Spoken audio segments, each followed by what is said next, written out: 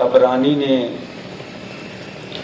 حضرت ابو امامہ رضی اللہ تعالی عنہ سے روایت نقل کی ہے۔ انہوں نے بیان کیا کہ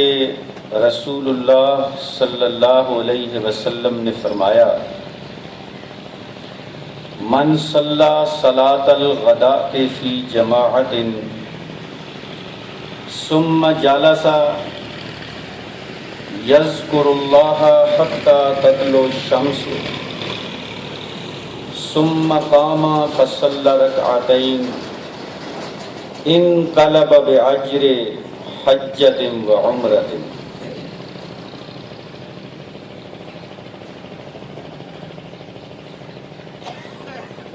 امام ترمذی نے حضرت انس رضی اللہ تعالی عنہ سے روایت نقل کی ہے۔ انہوں نے بیان کیا کہ رسول اللہ صلی اللہ علیہ وسلم نے فرمایا، من صلی الفجر فی جماعت ثم قعد یذکر اللہ حتی تطلع الشمس ثم صلی رکعتین کانت لہ کاجر حجۃ وعمرۃ۔ اور حضرت انس رضی اللہ تعالی عنہ نے بیان کیا کہ رسول اللہ نے فرمایا، تامۃ تامۃ تامۃ۔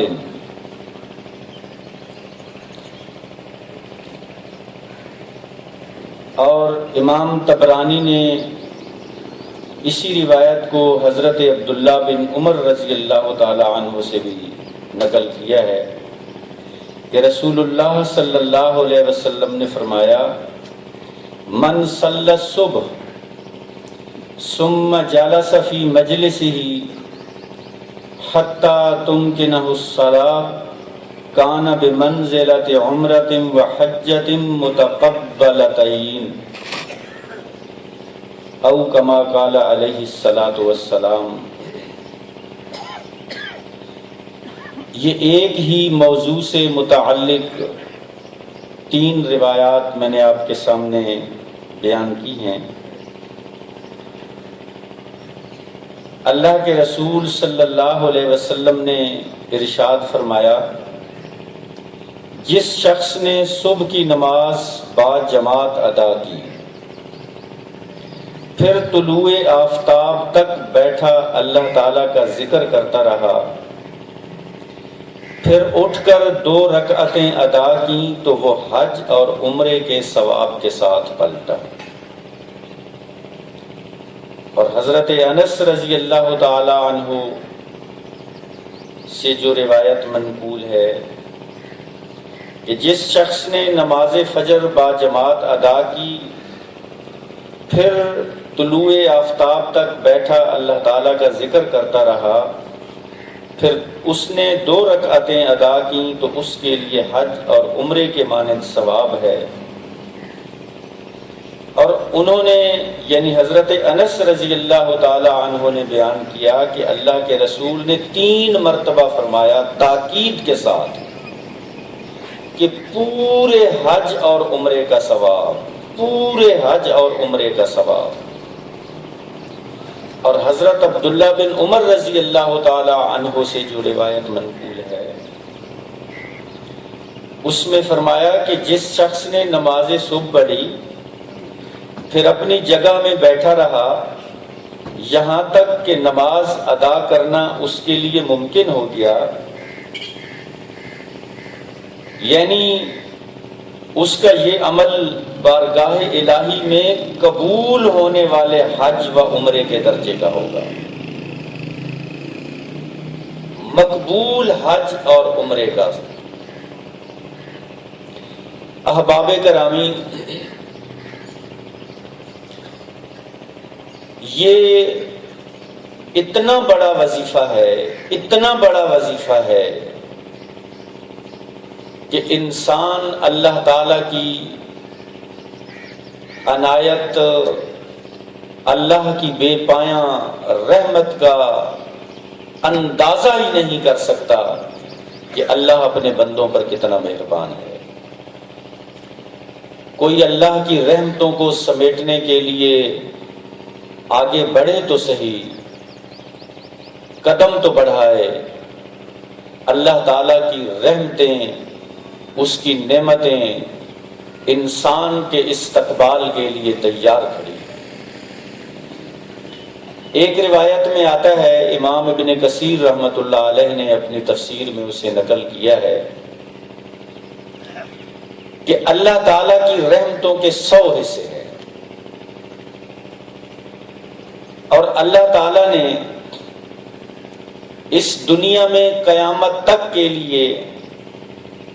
اپنی ایک رحمت کے حصے کو نازل کیا ہے ان 100 میں سے،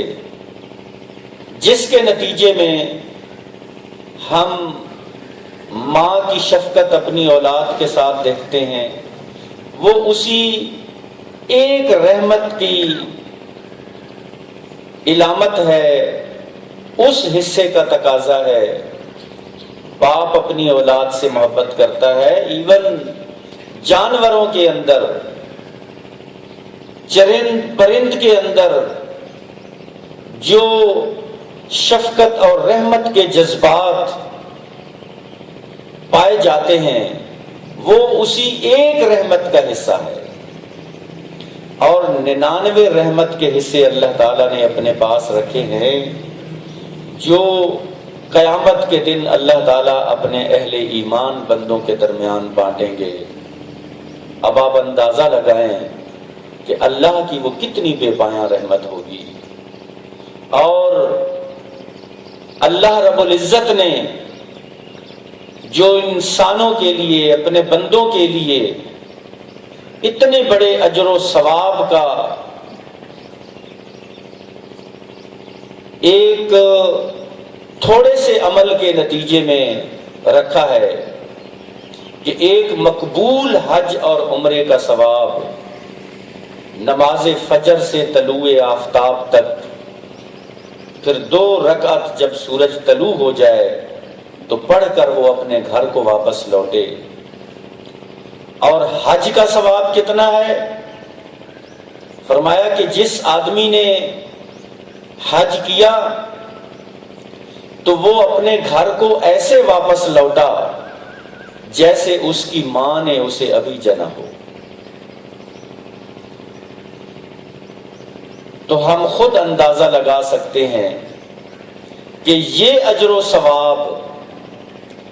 ہر روز ہم کما سکتے ہیں، ہر روز کما سکتے ہیں، لیکن ہم دیکھتے ہیں کہ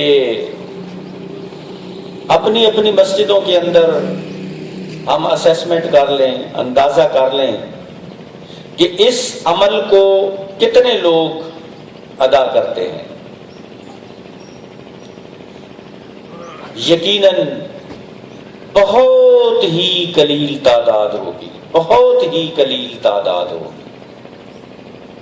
اس کا مطلب یہ ہے کہ اللہ تعالیٰ کی